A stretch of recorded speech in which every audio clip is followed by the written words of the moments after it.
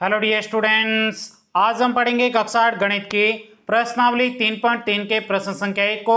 चलिए आज की क्लास को स्टार्ट करते हैं। उससे पहले अभी तक भी आपने इस वीडियो को लाइक नहीं किया है, वीडियो को लाइक करिएगा। चैनल पे पहली बार आए हो चैनल को सब्सक्राइब जरूर करिएगा। तो देखिएगा प्रश्न संख्या 1 में कहा जा रहा है ABCD एक समांतर चतुर्भुज है, प्रत्येक कथन को परिभाषा या प्रयोग किए गए गुण द्वारा पूरा कीजिए। यहाँ पे आपको ABCD एक समांतर चतुर्भुज दिया गया है और उसके बाद में आपको इस प्रकार से 4 प्रश्न पूछे गए और उन प्रश्नों में आपको परिभाषा या गुण के द्वारा इन जो आपको प्रश्न दिए गए इनको आपको पूरा करना है। प्रश्न आपके बहुत ही सरल है। इस प्रश्न को करने के लिए सबसे पहले आपको परिभाषाओं की जरूरत पड़ेगी। तो यहाँ पे आपके लिए मैंने परिभाषा लिख रखी है। यदि आपको नहीं पता है तो यहाँ पे सबसे पहला जो प्रश्न है उसके लिए आपके परिभाषा लगेगी, वो है आपके समांतर चतुर्भुज में सम्मुख भुजाएं बराबर होती है। ये पहली परिभाषा है जो आपके इसके पहले प्रश्न में काम आने वाली है। परिभाषा क्या है? समांतर चतुर्भुज में सम्मुख भुजाएं बराबर होती है। कैसे बराबर होती है तो ध्यान से समझिए। ये आपके क्या है? समांतर चतुर्भुज।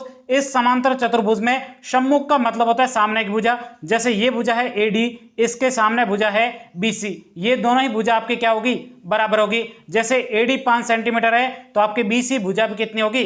5 सेंटीमीटर होगी। आई बात समझ में? अब आपके प्रश्न में जो कहा जा रहा है उसमें कहा जा रहा है AD भुजा है, वह AD किसके बराबर है? तो AD भुजा आपके BC भुजा के क्या है? बराबर है। तो यहां पे लिखेंगे हल। हम पहले प्रश्न को सॉल्व कर रहे हैं जिसमें आपके कहा AD बराबर, AD किसके बराबर है? BC के। तो यहां पे लिखेंगे BC। अब ये क्यों बराबर है इसका कारण भी आपको साथ में लिखना है। तो ये भुजा कैसी है? सम्मुख भुजाएं। तो यहां पे लिखेंगे सम्मुख भुजाएं। सम्मुख भुजाएं आपस में क्या होती है? बराबर होती है। आई बात समझ में? चलेगा, बढ़ते हैं दूसरे प्रश्न की तरफ। दूसरे प्रश्न में आपको दिया गया है, यहां पे देखो, कोण DC और ये आपके B बराबर। अब ध्यान से देखिएगा, यहां पे आपको कहा जा रहा है कोण DCB। हमेशा कोण किसकी बात की जा रही है? जो बीच में होता है ना उसकी बात की जा रही है। तो यहां पे कोण C है वो किसके बराबर होगा? तो उसके लिए आपको एक और परिभाषा याद करनी है। तो ध्यान से देखिए, ये पूरी परिभाषा यदि आपको लिखी हुई चाहिए तो आपको गूगल पे जाना है। अभी मैं आपको थोड़ी देर में बताऊंगा इन PDF को आप कैसे अपने मोबाइल में डाउनलोड करके भी पढ़ सकते हो। अभी मैं थोड़ी देर में बताने वाला हूं। तो देखिएगा, यहां पे आपके कहा जा रहा है दूसरी परिभाषा है, समांतर चतुर्भुज में सम्मुख कोण बराबर होते हैं। समांतर चतुर्भुज में सम्मुख कोण क्या होते हैं? बराबर होते हैं। कैसे? तो ध्यान से देखिए, समांतर चतुर्भुज है। अब इस समांतर चतुर्भुज सम्मुख मतलब आमने सामने के कोण क्या होते हैं? बराबर होते हैं। जैसे कोण A है, कोण A के बराबर कौन सा हो जाएगा? कोण C हो जाएगा। उसी प्रकार से कोण B है, इसके सामने कोण D है, तो कोण B और D आपके क्या होंगे? बराबर हो जाएंगे। जैसे कोण A 50 है तो आपके कोण C भी कितना होगा? 50 होगा। उसी प्रकार से कोण B यदि 100 डिग्री है तो आपके कोण D भी कितना होगा? 100 डिग्री होगा। आई बात समझ में? तो यहां पे लिखेंगे। अब यहां पे आपको प्रश्न में पूछा गया था कि यहां पे कोण DCB यानी बीच वाला कोण C है वो किसके बराबर है? तो यहां पे देखो C, इसके सामने वाला कोण कौन सा है? A, तो ये सम्मुख कोण बराबर होगा। तो यहां पे हम लिखेंगे कोण DAB क्या होगा? बराबर होगा। यहां पे लिखेंगे कोण DA और ये आपके B क्या होगा? बराबर होगा। अब ये बराबर कौन है, क्यों है? तो यहां पे आपको लिखना है सम्मुख कोण। क्यों बराबर है? क्योंकि समांतर चतुर्भुज में सम्मुख कोण क्या होते हैं? बराबर होते हैं। तो यहां पे हमने लिख दिया सम्मुख कोण। अब यहां पे आपको तीसरा प्रश्न ये पूछा गया है, तो यहां पे लिखते हैं थर्ड प्रश्न। थर्ड प्रश्न में आपको दिया गया है यहां पे OC बराबर। अब ये OC किसके बराबर है? तो इसके लिए आपको एक और परिभाषा याद करनी है। परिभाषा है, समांतर चतुर्भुज में विकर्ण एक दूसरे को समद्विभाजित करते हैं। समांतर चतुर्भुज में विकर्ण एक दूसरे को समद्विभाजित करते हैं। इसका मतलब समांतर चतुर्भुज होगा, उस समांतर चतुर्भुज में विकर्ण एक दूसरे को बराबर भागों में विभाजित करते हैं। जैसे मैं आपको बताऊं, ये आपके DO है, DO आपके और उसके बाद में OB, ये दोनों क्या होगा? बराबर होगा। क्यों होगा बराबर? क्योंकि समांतर चतुर्भुज में विकर्ण एक दूसरे को बराबर भागों में विभाजित करते हैं। समद्वि यानी दो बराबर भागों में विभाजित करते हैं। जैसे आपके बात की जाए, DO यदि 5 सेंटीमीटर है तो OB आपके भुजा भी कितनी होगी? 5 सेंटीमीटर होगी। उसी प्रकार से यदि AO भुजा 10 सेंटीमीटर है तो आपके OC भुजा भी कितनी होगी, 10 सेंटीमीटर होगी। अब आपको मुझे कमेंट्स करके बताना है यदि आपके DO भुजा 20 सेंटीमीटर हो तो OB भुजा कितनी होगी, जल्दी से आपको कमेंट्स करके बता देना है। प्रश्न में आपको कहा जा रहा है OC भुजा, तो यहाँ पे OC देखिएगा, OC ये रहा विकर्ण, OC किसके बराबर होगा, इसके सामने वाली भुजा के बराबर होगा। तो यहाँ पे AO कह सकते हो या फिर OA कह सकते हो, ये भुजा के बराबर होगा। तो यहाँ पे लिखेंगे O और A के क्या है, बराबर है। अब ये बराबर क्यों है, क्योंकि यहाँ पे आपको कारण भी लिखना है, तो कारण लिखेंगे विकर्ण, विकर्ण समांतर चतुर्भुज में विकर्ण एक दूसरे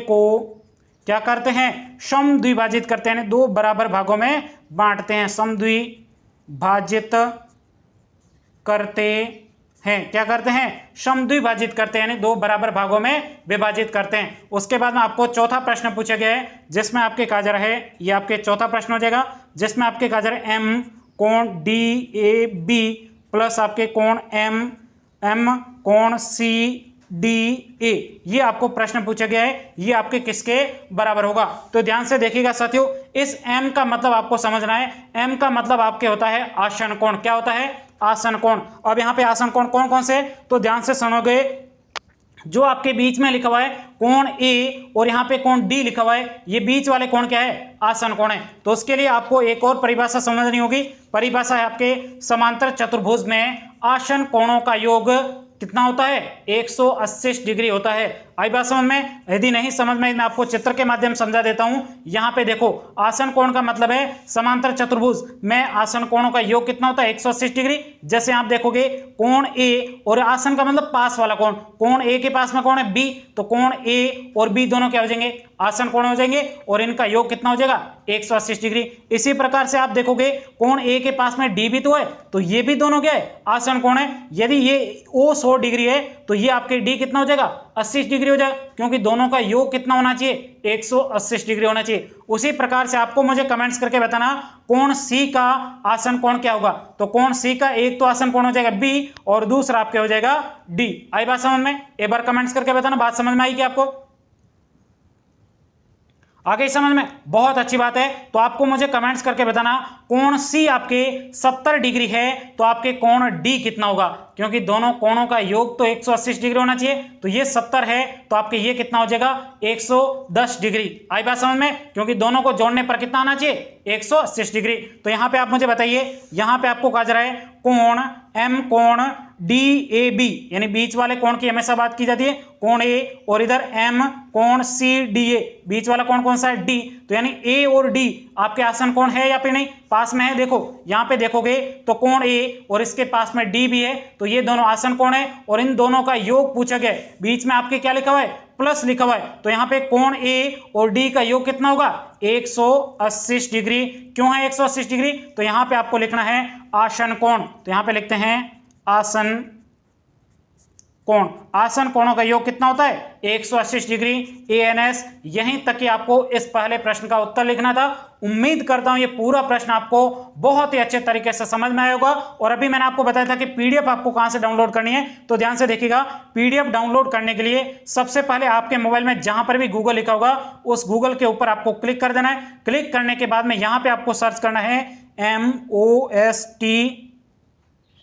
MOSTEXAM, इस प्रकार से आपको मोस्ट एग्जाम लिखना है, फिर सर्च के बटन के ऊपर क्लिक करना है, फिर आपके सामने इस प्रकार से मोस्ट एग्जाम लिखा होगा, इसके ऊपर भी आपको सिंपल तरीके से क्लिक कर देना है। क्लिक करने के बाद में यहाँ पे थोड़ा नीचे आना है, यहाँ पे देखिएगा लिखा हुआ कक्षा 8 गणित, सामने जो क्लिक लिखा हुआ है इसके ऊपर क्लिक करके आप अभी जाकर कक्षा 8 गणित की प्रश्नावली के सभी नोट्स डाउनलोड करके यहाँ से पढ़ सकते हो। तो मिलते हैं नई क्लास में, तब तक के लिए जय हिंद जय भारत।